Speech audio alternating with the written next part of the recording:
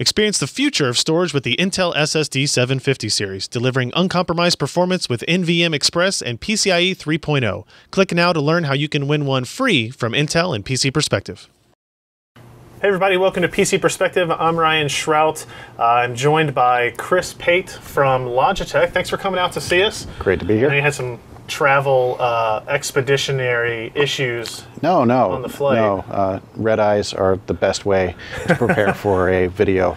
Anytime you're going to be on a live video, it's always best to get the least amount of sleep possible the day before. Not from my side necessarily, but it'll make your questions a lot harder for me to... It'll make it more interesting, and maybe the answers will be more interesting too. So Chris is here to talk to us today about Logitech G, the products that are out there, maybe some products that are coming out, some ideas and technologies that they've worked on.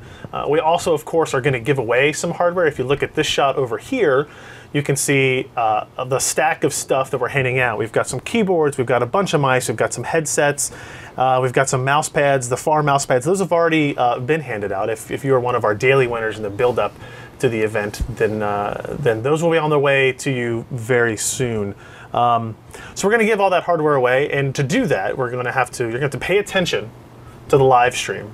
Right, you have to be active and awake, as Chris is here with us today. So if he can sacrifice and make it through the afternoon, then you guys can as well. It's a terrible sacrifice to be here. Yeah, see the enthusiasm we get. It's really cool. Now the way you're going to win is, as if you're a regular to these types of events, you need to go to a secret page. I'm going to make sure I have the name of it correctly. So if you go to PCPer.com/LogitechG livestream, all one word. PCPer.com/LogitechG livestream. You'll get a super secret news post that I preemptively made for May 27, 2013. So, because I knew this was going to happen. And it will give you an entry form from Gleam, which is our contest provider of choice. It gives you some questions we'll have to answer.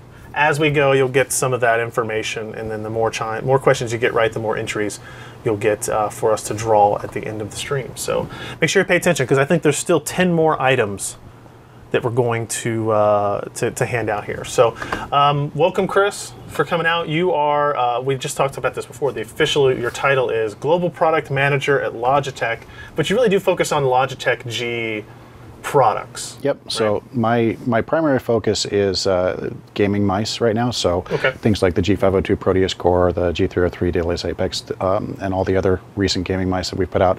I've worked actually on most of the product lines that we have in gaming, though. So you've been at Logitech for a long time. What year did you actually start in at Logitech? 1996. 1996. That's longer than I've been reviewing hardware. So congratulations, or I'm sorry, one or the other. I can't think of a better place to work, honestly. Good for you.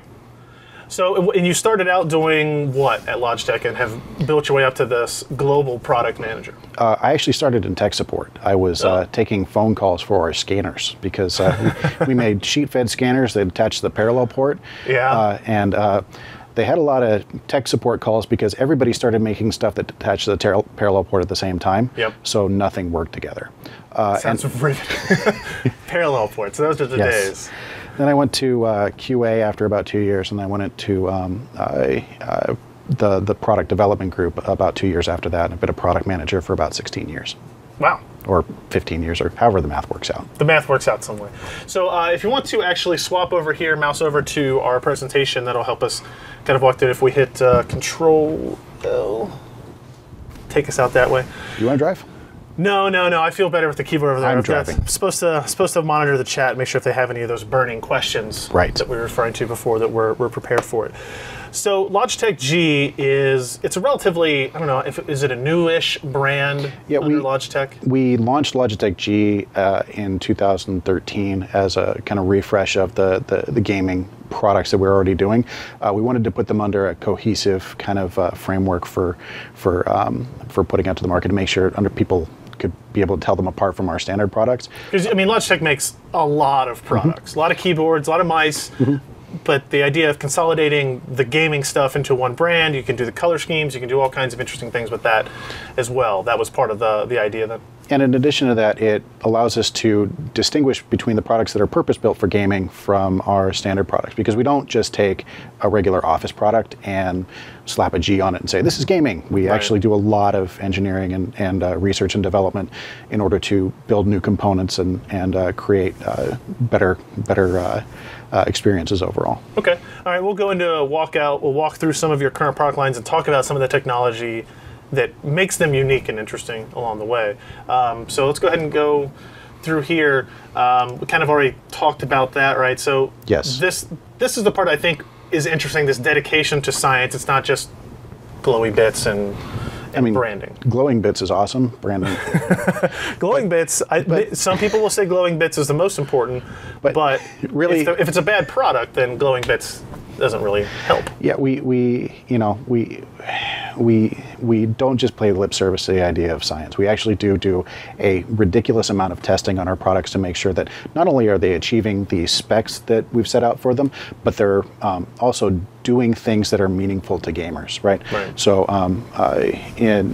we'll look at the G402 as an example. We actually had a PhD mathematician work out the algorithms for creating the Fusion engine to marry and he's on staff. He's actually a Logitech employee. He's not just some contractor that we hired.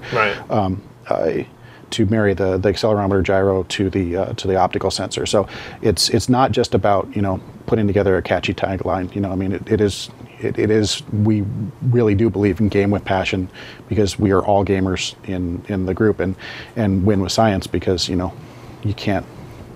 As somebody, I haven't been in this industry as long as you have, I guess I'll say that, but reviewing stuff since '99 or 2000, I have seen that the companies that have that true enthusiast kind of gaming passion, if to steal that term, right? People that actually play the games, those companies tend to do better, right? Because they're focusing on the right things as opposed to just depending on stuff like focus groups to give them the answers. Sure, but I can't just make products for myself, right? Because I play Quake, I play League of Legends. I still play Quake, is what I should say.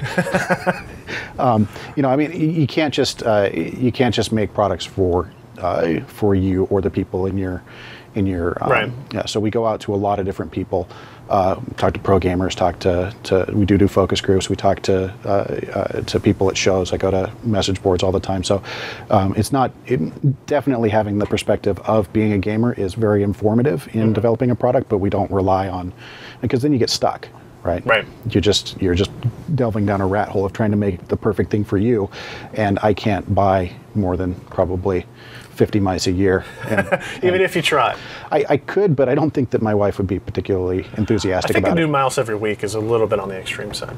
Yeah. One quick reminder for people on the stream, if you have questions, if you go to our chat room, if you go to PCPer.com/live, if you're watching this in another location, we have a chat room there. We have a couple of people monitoring it, looking for questions. I do have some lists of questions provided through our comment section on the news story about this stream, as well as through the lead-up competition. We had several hundred questions submitted that way, so we've kind of culled them down to some of the interesting ones that they were willing to answer for us. Not a whole lot of the forward-looking stuff, but I think we've got some interesting tech talk to get to as well.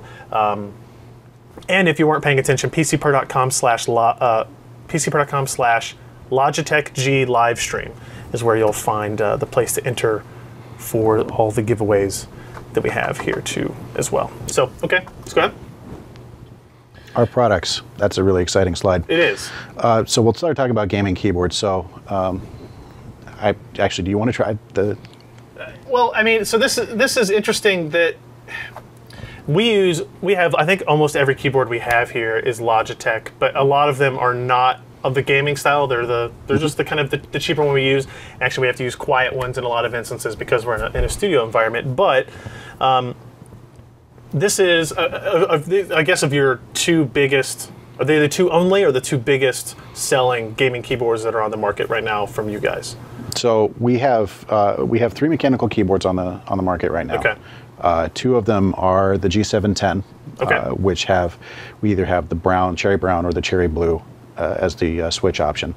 Then we've got the G910 Orion Spark, which is our Roamer G keys, which we developed with a partner. Right. Now, I will jump in here and say we did talk about one of these questions before. It's like somebody asked essentially, what about a different color cherry switch on these keyboards. Is there a reason why you started with brown and blue for the 710 Plus? Sure. We started with brown because when we talked to people, the majority of them preferred brown.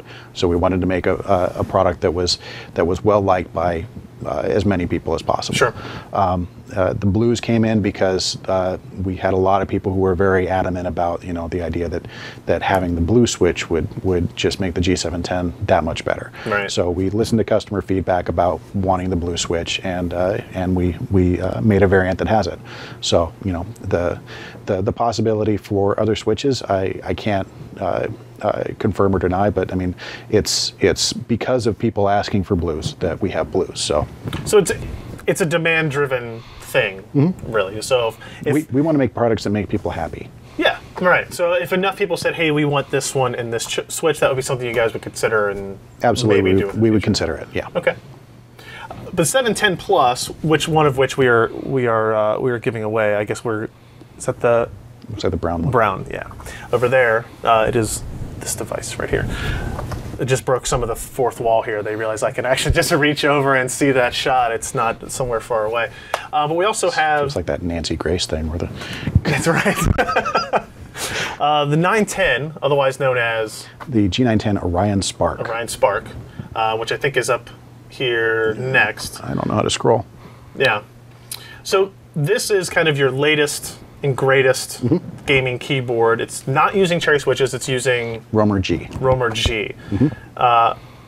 Why that? Why away from cherry to something else? So it's not away from cherry, actually. I mean, we're continuing to sell the 710 Plus with the cherry. So we love cherry, right? We understand that our customers love cherry. We're going to continue to make those products, right? But with Romer G, we wanted to take and create a totally brand new ground up design. Because even as great as the cherry switches are, they were originally designed for a different purpose, and they were not in some ways optimal for the gaming gaming use. So we did a couple things in the design to improve upon the way that the switch functions. So we kept a force profile that's very similar to the cherry browns. We reduced the total travel distance to 3 millimeters, and we reduced the actuation distance to 1.5 millimeters. So took 25% off the travel distance, took 25% off the actuation distance. So if you use the same force on a cherry brown or on the Romer G, you will actuate faster on the Romer G. And is that something that, like, you guys in testing and research determined that, like, was there a certain subset of gamers that wanted that, like, professional gamers, or was it something that was kind of like a very general, we want faster actuation, so this is the way to do it? We certainly tested it with pro gamers, but our sense of the desire from the gaming market was that faster is always better. So we did what we could to keep the feel as similar as possible, without while at the same time improving the speed. See, that's honestly for me, this is something that you know way more about this stuff than I will ever know, but you could have gone, I assume, and just lessened the amount of force required. Kept the distances the same, the throw distances, but you're just saying that changes the feel of the keyboard. It also, I mean, so when I use cherry reds, because I have very lazy arms and fingers, when I use cherry reds, and if I'm on the home row, all of a sudden I'll find myself pushing A over and over and over again, because apparently I have the heaviest pinky finger so it's in just, the world. It's okay. Oh, so it becomes a totally different experience. You have to modify the way that you actually use the keyboard, because you're trying to hover more. You're using muscles to pull up. It's a different experience, and for some people it can be more tiring or more challenging to do. So if you could theoretically make a 35-gram switch or a 25-gram switch, that wouldn't be difficult. Maybe keeping the tolerances in line would be an engineering challenge, but it wouldn't be impossible. The issue becomes then human factors and user experience. Interesting. Okay. Now there are other things that make the G910 kind of stand out. We can see in this picture here. Obviously, we have some. This is an RGB backlit keyboard. It's not just backlit, so you have full RGB control over the keyboard there. You can see there's a phone attached to the back. We actually have one sitting here on the desk as well. a phone. Now, I guess technically you could use a tablet on that too, right? I mean, there's we have an ARCS app for both sits there. Android and iOS, and I actually have an Android tablet that I put in. It's kind of dedicated for that purpose. So what does that app do? What is the purpose and functionality of it? So other than kind of looking cool and having access to your phone right there. So right now, it allows application developers to send information over Wi-Fi to the user's phone without actually having to create an app on their own. So we're working with game developers to put together game information. So I can't. I will say, you don't have to say. I just remember saw a demo at CES of a racing game, and I forget. Corsa. Is that what it was? Okay. And there was a tablet, I believe, sitting there, and you got access information about the car on it. I just don't have. I don't know exact release dates on stuff, which is right. I'm not. But I know from that demo at CES, like I could see the potential of it, right? And so the benefit is not that this is something that has never been done before, the idea of a second screen, but you guys are actually doing work trying to create. We've created an SDK to give to developers to say, hey, look, if you want to access it this way. It's totally independent of even the keyboard, I think. Yeah, it's totally independent of Logitech products, right? You can download Logitech gaming software, LGS, and download the app to your phone and get game information when it's available. You can get system information like... I think that's in here in this shot here. It's got CPU utilization, GPU utilization. Yeah, we could... I think if you bring that up, Al, you can see the... so this is actually live. I don't know if you can zoom in on this, but right now you can see the... Yeah, switch to Chris's shot there. Or you can go above. There you go. Yeah. Oh, yeah. So right now you can see GPU utilization, core utilization. You can see total RAM utilization. This is good news because now I know my CPU is not working really hard to display this PowerPoint presentation. Right. You need more cores for this PowerPoint presentation. Is what I'm. That's cool. That's neat. But you can also control things like you can reassign your mouse buttons or change your mouse DPI if you want. Oh really? There are media controls. You can. That requires you to have. That functionality does require you to have the Logitech software installed on the local system as well. All this, because this is actually communicating with LGS on the local system, but you don't have to have Logitech hardware in order to use this. Oh, okay. Neat. The mouse stuff you do because we can't control other people's mice. Right. You're only going to change the DPI on your own mice. So that makes sense. I mean, theoretically, we could probably figure out how to do it, but that's probably not a good idea. So, what else about this keyboard kind of stands out to you in terms of its design or functionality or even technology-wise? So, so we've talked about the RGB. With the roamer switches, we did a couple other things that were designed to improve the experience of using them. One was instead of the center pole design that you'll see on a cherry switch, we have a square design, a four-corner design. So it makes it so that when you're pressing it, irrespective of where you press it, if you press it on the side of the key or if you press it on the center of the key, it makes it much less prone to wobble. So you get a much more direct up and down kind of press. The other thing that it does is it allows us to have our custom lens for distributing light across the entirety of the top of the keycap, so you don't get the effect where you've only got the top half of the keycap lit and the bottom half doesn't have any light. So those are some I guess that explains why you guys have that, like some of these G keys have that design and it's fairly evenly illuminated. Right. I mean, these are designed to help you through your peripheral vision without directly looking at them, find your WASD keys. But it also does showcase the fact that we can illuminate the entire top of the key. Right. So yeah. And we do have the, I'm going to just keep pushing escape and getting us out of this. Control L, that's the keyboard shortcut I've learned today. Yes. I can set up a G key for that. We have our faceted keycap design, which we tested with a lot of pro gamers on.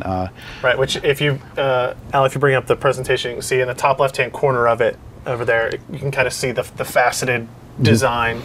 to it. And this is actually an earlier version that was much more aggressive that the pro players that we worked with actually preferred, because it made it really easy for them to get into the center position on that key, make it harder to fat finger, but it makes it much less fun for typing. And most people don't have a keyboard specifically for gaming and then a different keyboard for typing. They want to have one keyboard. Right. So we compromised on the aggressiveness of the facet.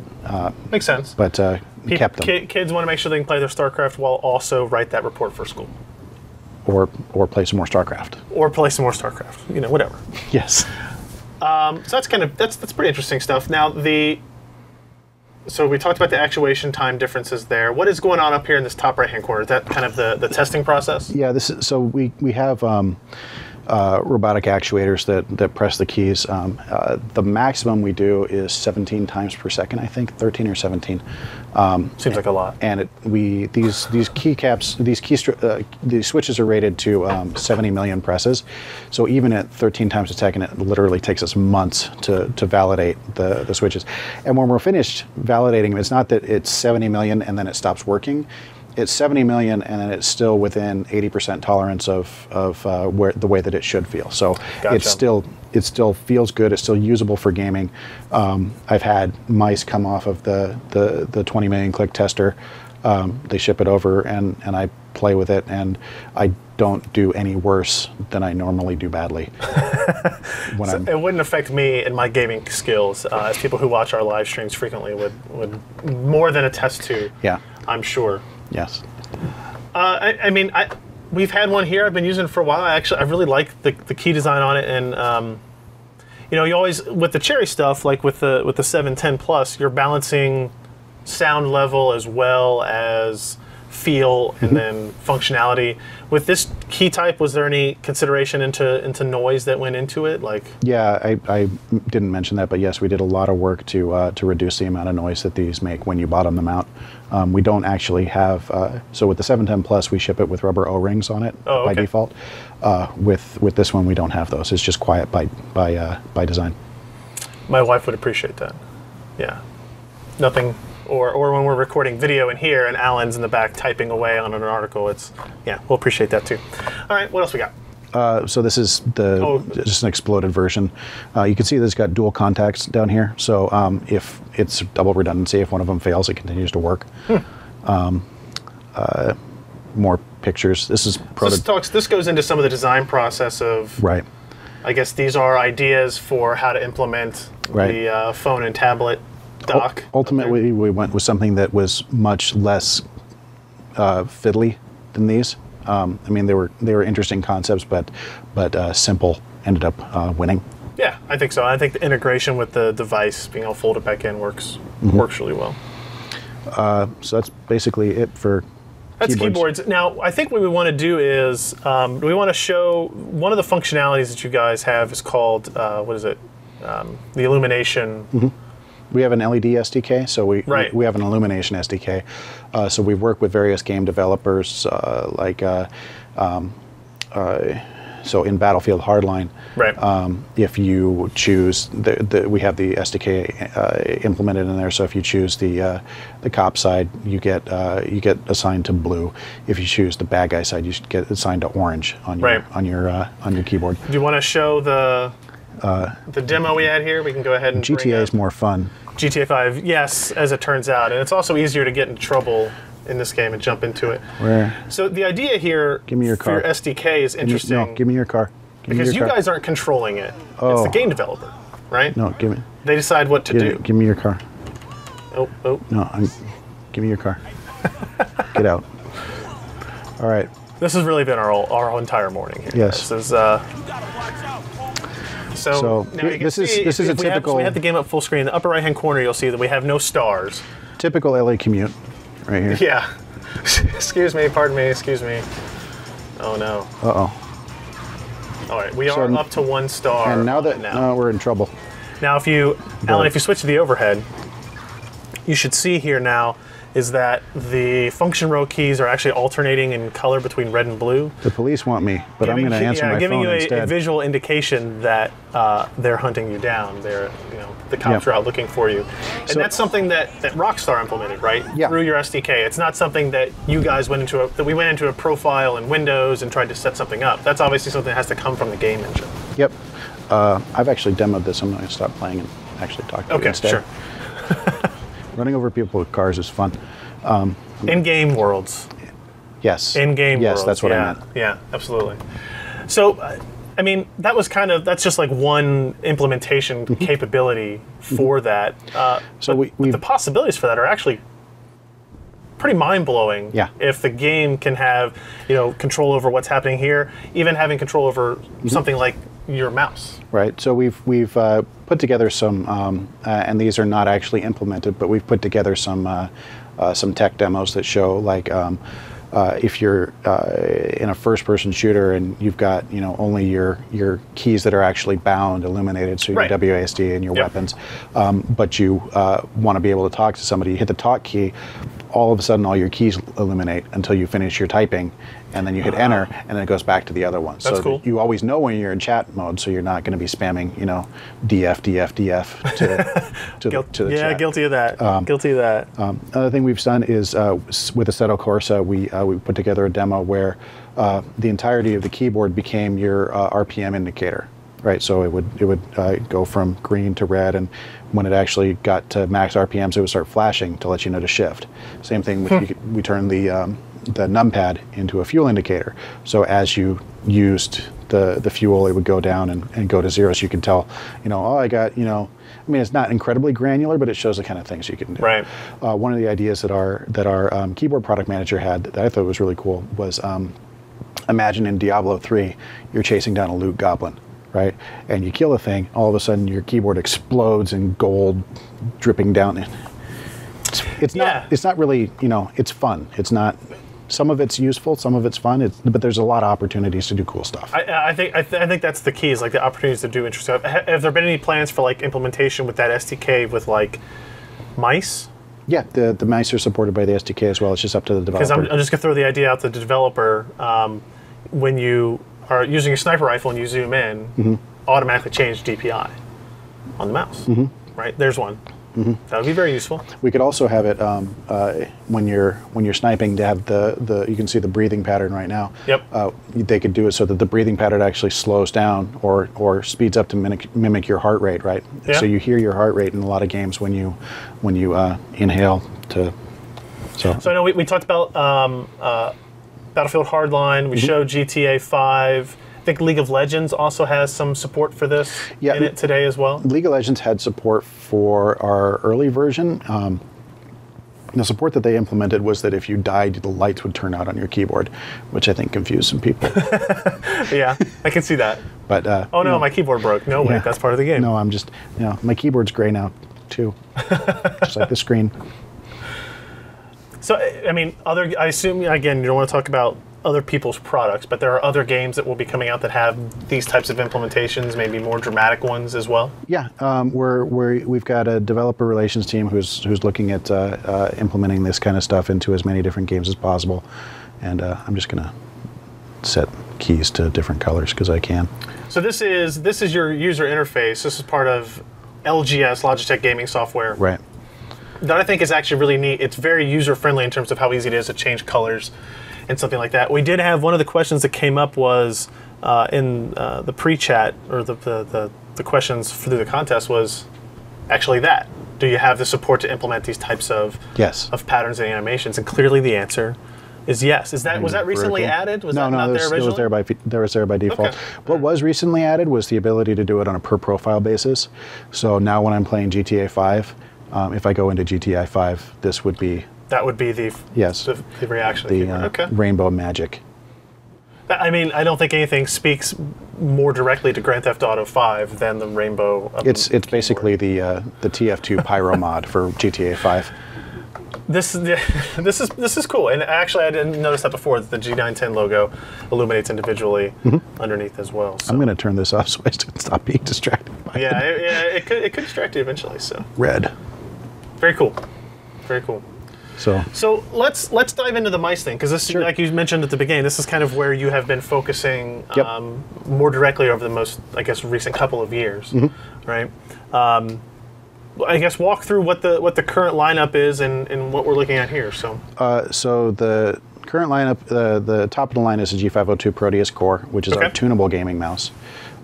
It features our best sensor. It's got adjustable weights, and you can tune the sensor to match the surface that you're using it on for lower lift-off distance and higher maximum speeds, or more guaranteed maximum speeds. When you say it has your best sensor, what is that? What does that mean? It's the PMW 3366. Okay. It is the most accurate, the highest native tracking speed, and just the most raw cursor feeling that we have available to us. Okay. So we worked with our sensor manufacturer partner really hard to implement to not only get the sensor to behave the way we wanted it to, but also to implement some new features that hadn't been in sensors before, like clock tuning and right. I was gonna say, because you obviously don't use that sensor on all of these mice. You use them on a couple. Yeah, the 303 and the 502 are the two mice that have the 3366 in it. So, like, if you had to compare, they're all your babies, I'm sure, but like, what does the 502 do better than the 402 when it comes to that specific sensor implementation? That's really, so really what the 502 is about is tuning, right? So it's the surface tuning is a big feature, but also the weight and balance tuning is also a big feature. With the 402, what we were going for was strictly high speed, right? Okay. And the 402 is actually capable of speeds far beyond what the 502 can do. Yeah, Alan and I, that was actually the first device that you sent us kind of when we started working together originally. I think it was after QuakeCon of last year. You said, oh, I've got this thing, you're going to want to see this. And that's why we actually have this giant matte surface on here, because we were trying to see how fast we could get. I thought you were making wetsuits. 402. We're going to make wetsuits later. Okay. Very small people. Baby wetsuits is right. what we're going to do, yeah. So like the 402 was an impressive technological feat. You're supposed to not help them keep it in, you keep it out. Oh yeah, that's right. We'll just flip the wetsuit inside out. Okay. It'll work. So this has adjustable weights. Science. We can also see, like, what are some of these other buttons on here doing? This is so the sniping button changes your DPI, I'm going to guess. By default, this is the DPI shift button. You can assign it to be whatever you want. Like I assign it to push to talk I use what do I use? No, Ventrilo. Yeah, I can't remember why. I can't remember. But TeamSpeak, Mumble, whatever you want to use, it can be push to talk. All right. These are by default DPI up and down. This by default changes your profiles. Browser back, browser forward, typical button 4 and 5. So, but you can assign them to whatever you want and then save that to the mouse's memory. Okay. That's the 502. I think next we were talking a little bit about the 402.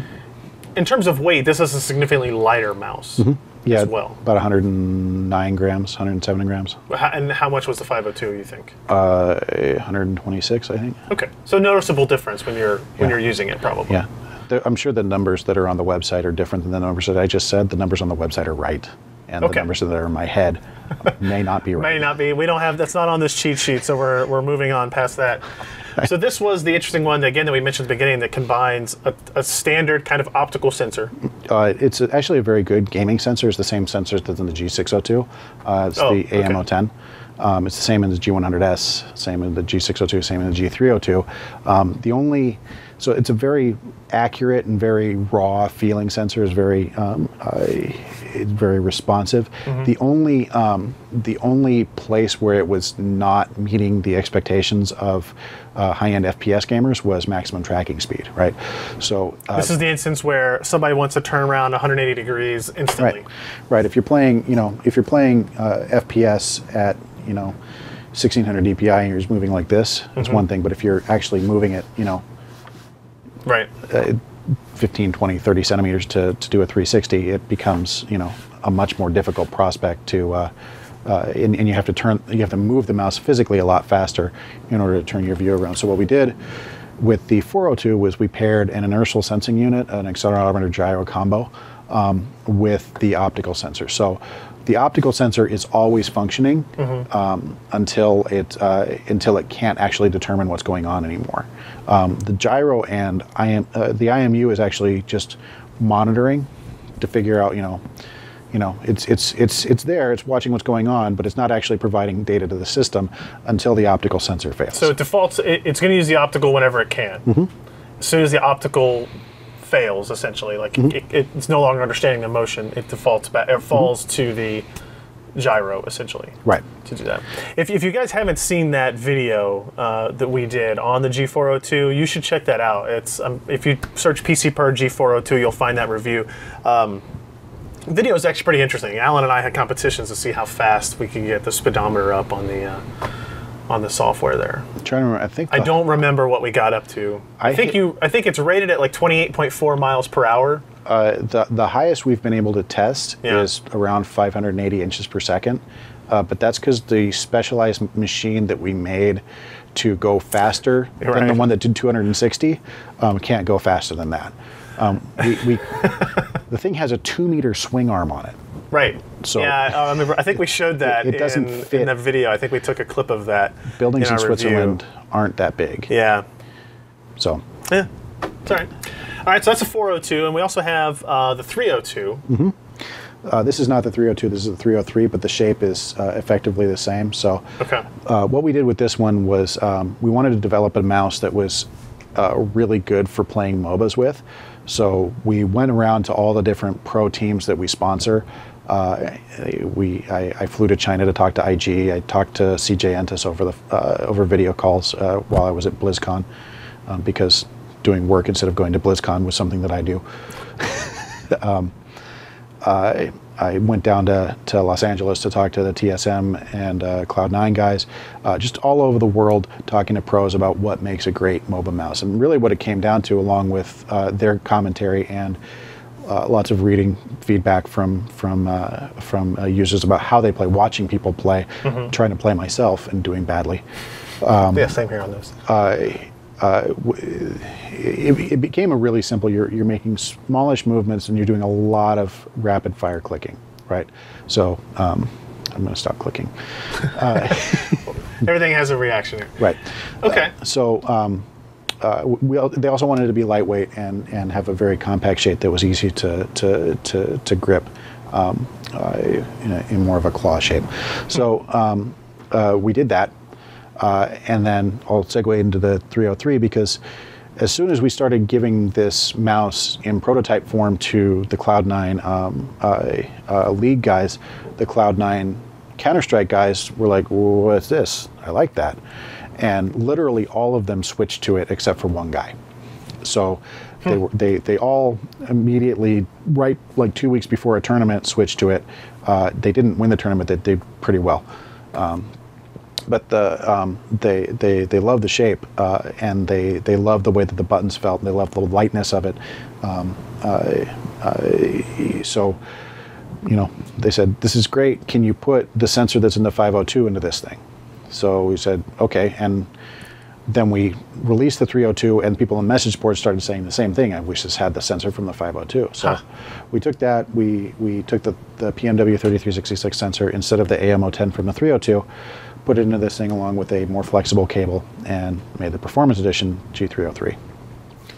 So one of the things that, for both of them, that we implemented was this metal spring button tensioning system. And it's a lot of words that mean... There are a lot of words, and we actually had one specific question about that, saying that the G303 has metal spring button tensioning system, in quotes, and he says, I don't know what that means in the real world. Right. So what does that mean in the real world? So the spring is used to remove pre-travel on the key, so that instead of having any chance that you're going to have movement on the key before it hits the micro switch actuator, you've got it mated as closely to the top of the micro switch as possible. Okay. So you reduce rattle, you reduce vibration on the release. You just make it a more solid and more tactile clicking experience. It also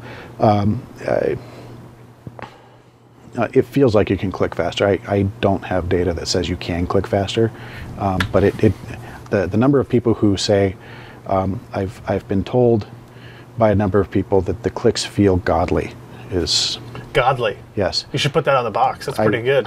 I don't think I can. This mouse has godly buttons. Yeah. Yeah, I can see how that might cause issues. Yeah. So, but yeah, So the spring is actually holding the button above the actuator. It's holding it against the actuator, right? Oh, it's actually pulls it down. Pulling it down. It's pulling it down. Right. Okay. So we're rather than trying to tune the plastic hinge and worrying about all of the tolerances that come with that, we got that as close as possible, and then we take up the rest of the distance with the spring. Interesting. Okay. All right. I think you also had, this is the 602. Right. This is the wireless one. Is this the only wireless model currently in the G series? No, we have the G700S as well. Right.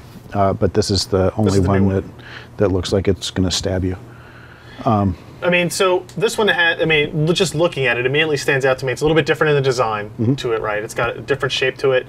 Reminds me more of the kind of the classic Logitech MX line. This was thumb placement. This is the first one that we shipped with the new G design language. Okay. And we've been evolving that since then. So this was the first step, and we're continuing to evolve our designs to some people like a more understated design. Some people like a more obviously gamer design. So we try to make products that make as many people happy as possible. So what about this one? Well, actually, I'll just ask this question that we had kind of lined up, which was, can a wireless mouse be as good as a wired mouse when it comes to gaming performance? Kind of the general consensus is that, only wired mice can perform in the way necessary for either professional gamers or just those people that take PC gaming very seriously. So Eternal Envy from Cloud9 Dota, and Meteos and Lemon Nation from Cloud9 League of Legends all use the G602. So they're all using wireless mice. Yeah. So we have multiple pros using the G602. Yeah. Yeah. In terms of, so there's three things that become concerning for people when we're talking about wireless. People fear latency. People fear the battery dying, and people fear weight. So latency, lag, connection problems. Interference, all goes into that. Understandable. Yeah. But we have, as I said, we have these mice in pro competitions week after week after week with 2.4 gigahertz wireless cameras on every single station, shooting tons of bandwidth. There's phones, there's routers, there's all kinds of wireless noise in there, and we've got pros who are willing to chase millions of dollars of prize money using this hardware. Did this kind of thought process of wireless mice being fundamentally more problematic stem from like original wireless mice that maybe did have latency issues and it's just been corrected since then? So a long time ago when it was 27 megahertz, sure. Yeah. 1997, 98, right? Sure. With the 2.4 gigahertz stuff, there are multiple things that contribute to what people believe is wireless latency. So one thing is that we in some standard office mice, you'll have a very aggressive sleep timer in order to ensure that the battery life is as long as possible. Okay. And that can feel like the wake up time is actually latency, right? Sometimes it's because you're used to a Bluetooth mouse, which kind of best case is around 12 milliseconds, 10, 12 milliseconds. And it can feel like the cursor is jumpy or non-responsive. There can be interference issues, right? If you put the receiver underneath the desk and your wireless router is right on top of it, it can be a more difficult thing for the mouse to work through. But that becomes more of an environment issue because that kind of interference is just put the things farther away from each other, and magically kind of solves it. Yeah. Yeah. In terms of battery life, with this thing, it's got better battery life than any other wireless gaming mouse on the market right now. So we've got, if you put it on a turntable and just spin it for 250 straight hours, don't let it rest, it'll go for 250 hours before the battery dies. Huh. The best the best value I've seen from other products is closer to 25. So, but it is fundamentally heavier though than the other ones we've talked about. Sure. Even the 502, right? Yeah, it's 156 grams roughly. Okay. It's roughly the same weight as the G700S. Okay. So, it does have 2 AA batteries in it. You can use it on 1 AA battery if you want. Oh, really? Which reduces some of the weight. Okay. Yeah, I didn't know that actually. So, but yeah, I mean, you know, ultimately, the latency thing. I mean, this does have a 2 millisecond report rate. I would hazard a guess that the responsiveness of this mouse is faster than some wired gaming mice. Really? Yeah. In terms of the responsiveness of the cursor, in terms of the responsiveness of the buttons, not Logitech. You know, Logitech are pretty much all on par in terms of response time, but you know, there are many wired gaming mice. It's interesting. Take into account the switch speed, and then polling rates, and then wireless rates. Okay. I'd be curious to see how that works out with some. Okay. All right. So I think that's kind of the mouse lineup Yep. we have here. Now we also have headsets. Yep. Which we have. I think we have 3 different ones that we're giving away. Again, G35, the G430, and the G930 sitting over there. Sorry, it's a little bit dark in that shot. If you are maybe showing up late, shame on you, but PCPer.com/LogitechG livestream is the URL you go to sign up for your chances to win these prizes. We'll be drawing them all at the end of the stream today. So let's talk about these headsets real quick. You have wired and wireless here. You know, maybe some people have similar concerns. Maybe it's not less about latency and more about audio quality. But I guess if we go on through the next one, I mean, what stands out about each of these kind of individual units, like the 430? So the 430 is very lightweight. It's got the sport performance material on the ear cups to make it less. I don't know what the technical term is. I call it swampier. Yeah, that's good. Right. Yeah, that's technical enough for us. Right. It makes it breathe better. Okay. It's a $79 7.1 surround sound headset. It's a very it's affordable. It sounds good. It's lightweight.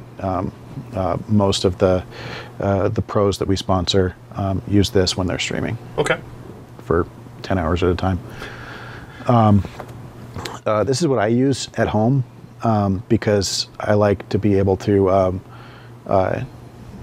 put the mic up, which mutes it, and walk out to the refrigerator, get a beer, come back. You're right. This sounds like my headset too. Right. Now that I know you can get up, walk away, and go get a beer, not accidentally choke yourself or trip yourself as you walk away. Right. Yeah, all right. Yeah. I'm in the same boat. Is the same functionality-wise, like in terms of the 7.1 surround implementation? Yeah, it's a Dolby 7.1 surround. It's using their technology. This one does actually have the buttons on the side that you can program to do different things. So like, if I want to program this to push to talk, so that when I'm away from my desk, and you know somebody on my team is saying, you can't use the mouse button because you're away from it. Okay. Right. Yeah. It's got the volume and mute on the side as well. So it's different in that respect because this one doesn't have any buttons on the side. More basic design. So yeah, those are the two. We also have the G35, which is a wired version of this. Oh, okay. Yeah, gotcha. And the G230 is an analog only version of this. This is USB based. So this is an analog headset with a USB dongle. Gotcha. Yep. So you can use it either way. Okay. So if you want a stereo headset, but you want blue, you can buy this one. Fair enough. And take the dongle and not use it. All right. So here we're at other gaming controllers. Yep. Game pads, joysticks. Yep. This is the G27. G27. So I mean, what stands out here, right? So we've talked about this a little bit beforehand. We had a lot of questions about, hey, are you going to update your gamepad? Are you going to update your wheel or the joysticks? Where do you guys stand with this stuff today? So both the gamepad and the wheel have been around for quite a while. The joystick also. We're always, evaluating our product line and seeing what's popular in terms of games and gameplay, and working on stuff that we can't talk about in the background to make better experiences for gamers. So, okay, I will say, yes, this will be the first E3 that I've attended in the past 4 years. I would say it's probably the same for me as well, but probably for different reasons. Probably. Yeah. So that's good news. Okay, so that's kind of where we stand in that regard. I know some people are going to ask for more information, but we're just not going to get any today, guys. We'll have to wait and see. I like being employed. I guess that's fine too. All right, what else we got? We've got. This is the G27. So this is it comes with just a wheel only. No, it's the wheel pedals and the shifter. Okay. Right. So the wheel is a dual motor, single reduction force feedback system with helical gearing. It's got anti-backlash gearing on the force feedback transmission, so that it's got, like I said, no backlash or extremely reduced backlash. Because if you go down to the micro level, you never get to no backlash. It's originally shipped in 2010. It's been kind of the gold standard for. As you say, it's been very popular, even up to through today. Yeah, I mean, there's certainly other equipment out there that's shipped after this, but this keeps trucking along and doing really well. Cool. And it's got the clutch, brake, and throttle pedals, by default, as well as the 6-speed by default. And then Esports. Esports. Oh, wait, no, Esports. Yeah. Sorry, That's wrong right. language Yes. again. Yeah. So, I mean, you've talked about it a lot throughout the stream today about these guys that you sponsor or girls that you sponsor that are out there, they're doing professional gaming.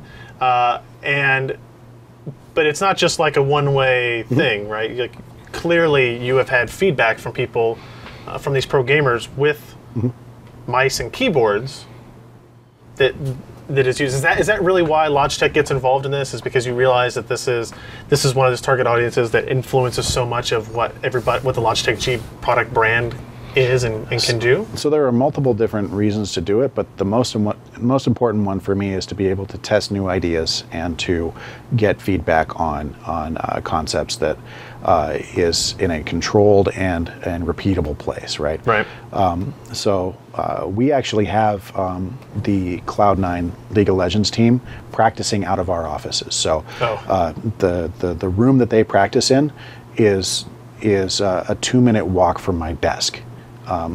So I'm sure that helps. Yeah, and I'm not allowed to talk to them when they're scrimming for some reason. But I do spend a lot of time talking with the individual players, talking with their manager, talking with the other teams as well as I can.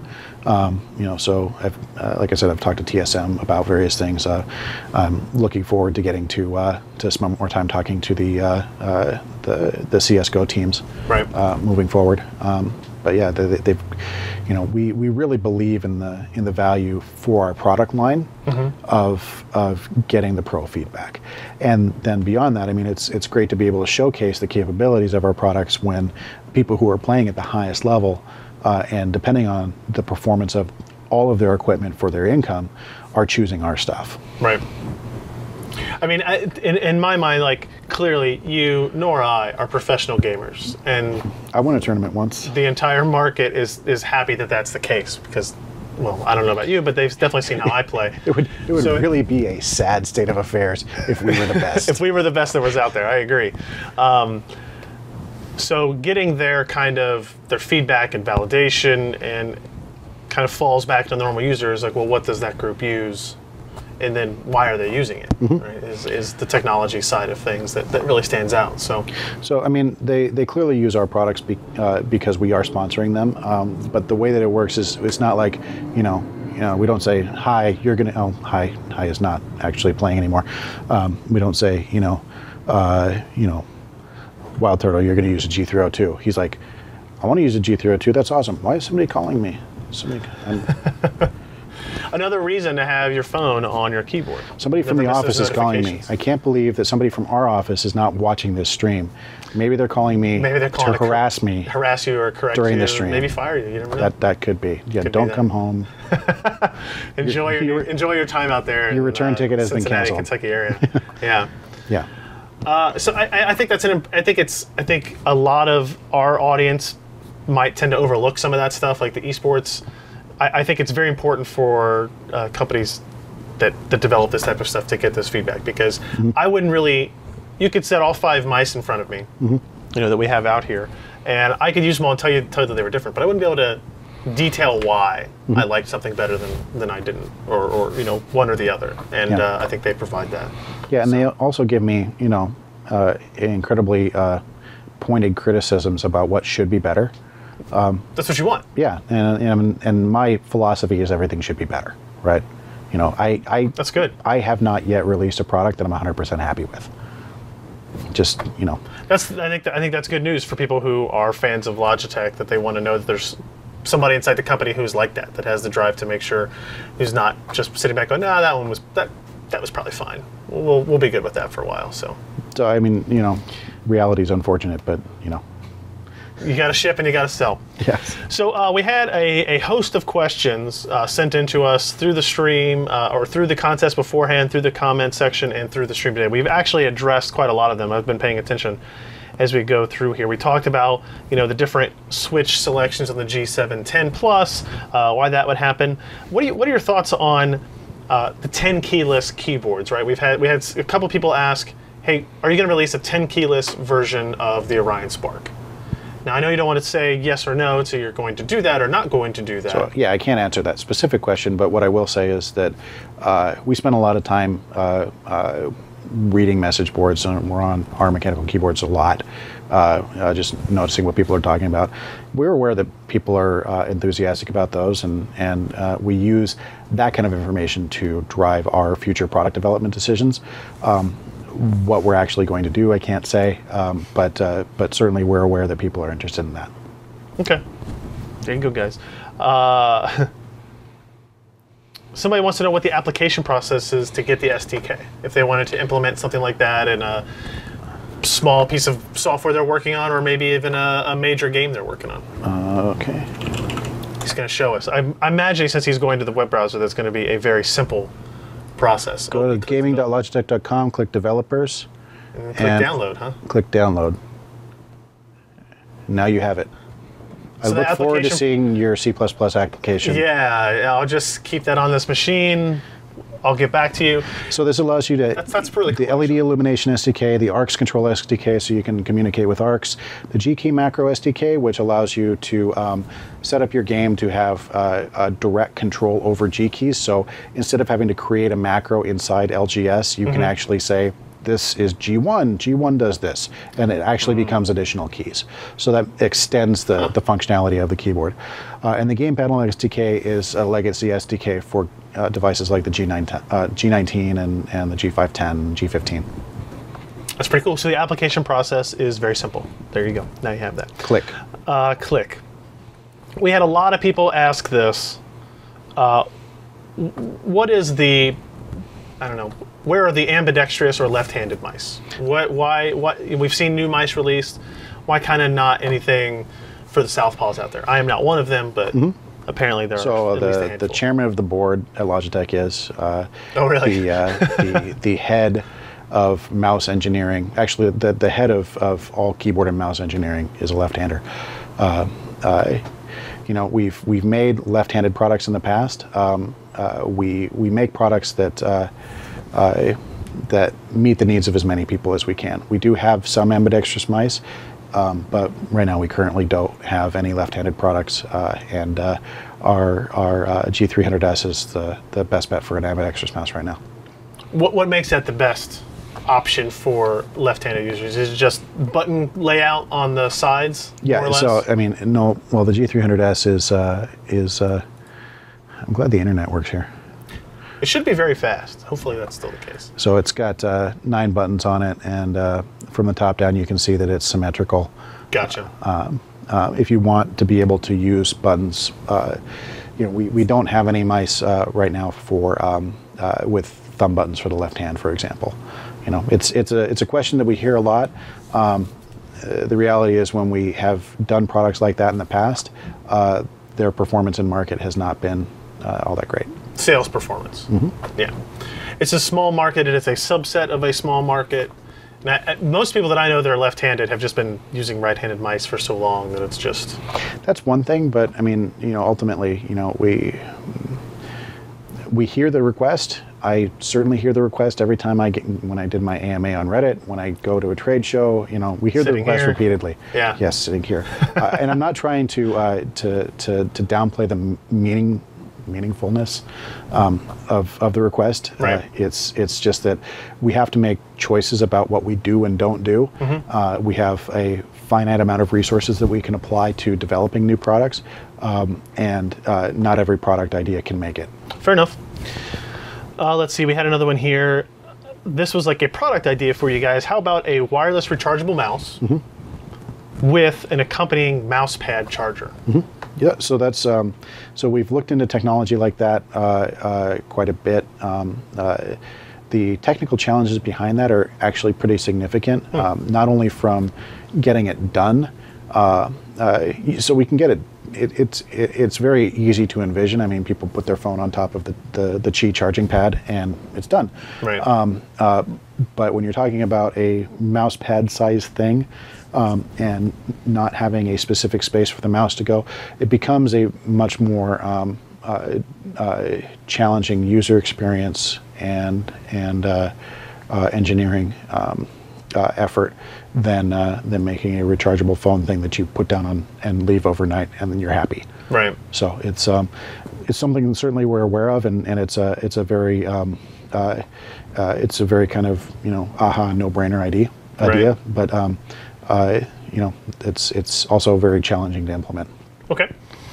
We had one user that had a question, but to compare the rubberized, and he actually wrote breaded, but I'm going to assume he meant braided cords. Deep fried mouse cords. What's the difference between, so like the 302, is that 30? This is 303 that you're using? You can tell because it's braided. I can tell because it is braided. So what is the difference between the braided and the rubberized cords? So generally speaking, the braided cords are a rubberized cord with a cloth braid put around them.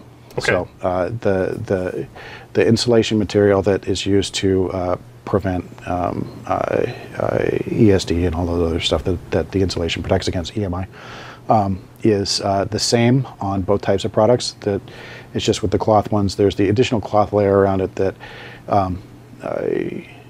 can help to reduce tangling. It can also slide better on some surfaces. Some people dislike it because it actually can catch on the side of a table, or if you don't have a particularly clean cut on your desk or something like that. Right. And fray. So it comes down to personal preference, really. Okay. So no deep technical difference between the two. It's really a preference type of thing. Depending on the way you implement it, it can have an anti-tangle benefit, but for the most part, it's a personal preference thing. Gotcha. We talked about the updates for gamepads.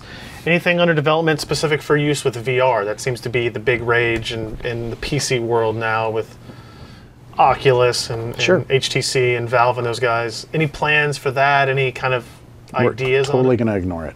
Totally going to ignore it? No. Okay, that's a good idea. We're monitoring it. We are trying to figure out what the right thing to do is, because, we see the interest, we see the technology growing, we see There's a lot of it there. The fervor for it, but we want to make experiences that are right. So we'll continue to look at it and see if there's an opportunity for us to do something that differentiates us from everybody else and creates a truly amazing experience. This was one I thought was interesting, and I'm curious about this. Is there any benefit for keyboards or mice with USB 3.0? Not really. I mean, in theory, So in theory, you can do some trickery with the isochronous communication stuff and reduce the total travel time of the packet to less than a millisecond. But that generally requires installing a kernel mode driver, which makes things a lovely shade of blue a lot of the time on your monitor. Right. We are in favor of cyan, not blue. Yeah, and the packet size for a mouse is so small. A mouse and a keyboard, the packet size is so small that you cannot saturate the USB 1.1 bus. So even with the highest DPI capability you got, right? You're talking about, you're talking about, what was it, 1.2 megabit was USB 1.1 maxed out. There are no mice that are sanely designed that have packets that could saturate that. Okay. So but like extra power delivery is not really a thing that's important. Maybe if you're going to do like pass through of USB 3.0 from something to something, that might be useful. But for the keyboard or mouse technology itself, for a USB hub, can you even do that? I mean, because you can only pull 500 milliamps down, right? You can only declare 500 milliamps on a device. I don't know, actually. I thought it went up to 900, but you still can't deliver additional power beyond the right. Gotcha. So I don't know. I'm not that familiar with the USB spec. So when you put an actual hub into the device, then you get into issues with BIOS not understanding that your keyboard is behind a hub. Gotcha. Right. So you get lots of people saying, I got this G15, but it doesn't work in my BIOS. Yeah. And we're like, contact your motherboard manufacturer because we don't write BIOSes. Fair enough. So I think I'm going to end out on this one question that I think is interesting. It's relevant. It's a little bit open-ended. How does Logitech G as a brand or Logitech as a company, like how do you work through and continue to try to innovate in a market like this, where I think if you asked a vast majority of people out there that still use computers today, that the keyboard and mouse market is kind of like this stale kind of, well, everybody knows keyboard technology is over, mouse technology is over. Right? How do you work past that to continue to build new things? Is it just like royal decree from the CEO and down? Is it people from the bottom levels that maybe are testers and they're coming up with these great ideas and setting them up? Or Chris, figure out something new or you don't have a job. No. So the way that I approach designing products, like I said before, everything could be, or everything should be better. The way that I approach it is to look at what are the things that people are actually doing, how are they playing games, what games are they playing, what are those game experiences like, and how can I make those experiences better? Right, so it goes back to what we were talking about earlier with the button design on the 302. Right? I was designing an experience for MOBAs specifically. Now, it seems like a small thing, but the amount of positive reaction that we've gotten from the way that the left and right buttons feel on a mouse is incredible. The people are explicitly calling that out as a great feature of the product, and I wish other companies would. It seems like a small thing, but we ultimately are looking at making sure that everything we do is improving upon the things that people are doing right now. And I assume that new games are going to keep coming out that require new methodologies of playing, or that the experience can be enhanced beyond what already exists. Interesting. I'm looking forward to it. Like I said, when you guys kind of came to us with the G402 and we're like, no, trust us, you've never seen a mouse like this. It's like, yeah, like I get it. I've seen mice. But it really was like technologically very different, very compelling, and then allowed you to do some pretty crazy and some fun stuff as well. I mean, but it was useful. Well, it is useful. I mean, 500 inches per second is not useful necessarily because I couldn't get that fast. But that's the point, right? We had a limitation, a biomechanical limitation that. We had a technological limitation that people were able to exceed. Right. So now we've got a piece of hardware that we have not been able to make break, and that gives people the opportunity to not have to worry whether they're going to ever exceed the capabilities of the hardware, right? It's not about, we're making mice for people who move 500 inches per second, because nobody actually does. We're making products that exceed the capabilities of the users, so that the hardware cannot be a limiting factor. Very cool. Chris, I appreciate you coming all the way out here for this. Good stuff. Thanks for having me. Thanks for staying awake the whole time. I barely did. You did fantastic. Hey, sometimes people say I'm boring. I don't know. Maybe they usually say Alan's the one who's boring everybody. I do not believe that. No, I wouldn't either. Last little bit reminder here. We still have all of these prizes to give away. We're going to actually, I'm going to draw this after the stream is over, because we've had a couple people say that the website was kind of having stability issues because so many people were going to it at the same time. It again is at PCPer.com/LogitechG live stream, all one word. If you go there, you'll get these questions. A quick recap of the questions. What is the model number of the Daedalus Prime? You don't have to answer this. These are things they should know now. I know, you can't enter, I'm sorry. What is the branding of the G910 keyboard? What key type does the G910 use? What year did Chris start at Logitech? Now that's one that somebody wasn't here at the beginning. They may not know. Maybe they came in late. Do you want to remind them what year you actually started at Logitech? I was 20 when I started at Logitech. You want people to look up your birthday now? How many people does that help? I don't know if you want people to look for that information. Yeah, Mom, if you're watching, you know when I... Yeah, 1996. Okay. And what is the most recent racing wheel sold by Logitech G? So if you answer those 5 questions, you get 5 entries. We'll draw out, if you go back to that page later today, it'll list all the winners, because that's what it does automatically, and we'll ship your stuff out here in the next handful of days. So thank you everybody for joining us on the live stream. Thanks to Chris, and Lindy's hiding back there somewhere, for coming all the way out here. I think it's pretty cool. I think talking to people about the technology that goes into keyboards and mice, like a lot of people just don't think about it, right? And it's incredibly important to. I think it's fundamental to the gaming experience, whether or not people understand that right away or not. Yeah. So the threats that come out of the people's mouths who. The pros' mouths. Right. If you try to take their keyboard and mouse That's away. serious, isn't it? They're pretty believable. Yeah. I mean, there's just some things like we on our test bed, we had just like kind of generic mice for a while, and then something else changes. G-Sync and FreeSync monitors come out, and all of a sudden that input latency means quite a bit more. Having higher polling rates makes all the difference. So this is the type of stuff that's super interesting to look at. If this is your first time attending one of our events, you can go to PCPer.com/subscribe. There's a little mailing list there. We send out notifications usually a couple of days beforehand. We're going to do a stream, and then like the hour before, so you get heads up on all that. And obviously, since we give away prizes and stuff, that's important. And then I'll actually be back here at like 10 p.m. Eastern to do another live stream for 90 minutes or so as we do the PC Perspective podcast. So make sure you check back. I don't know, that's not too many hours from now.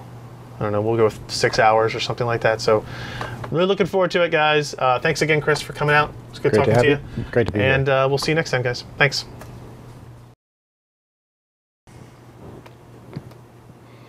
What did we have as Chris's title under his lower third?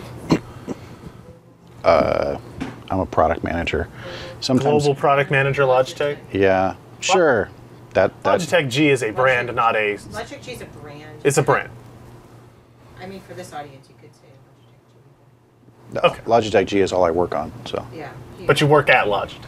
Yes. Okay. I needed that for my own edification. I'd make sure it wasn't some... parent company, Logitech G is like a sub-brand sort of under it with, Yeah. Yeah, gotcha. My badge says Logitech. Everything we do, My badge does not. our paychecks say Logitech. Yes. That's what's most important. Yes. I mean, not like the signature. That's a person, not the company. But Signed, Logitech. yes.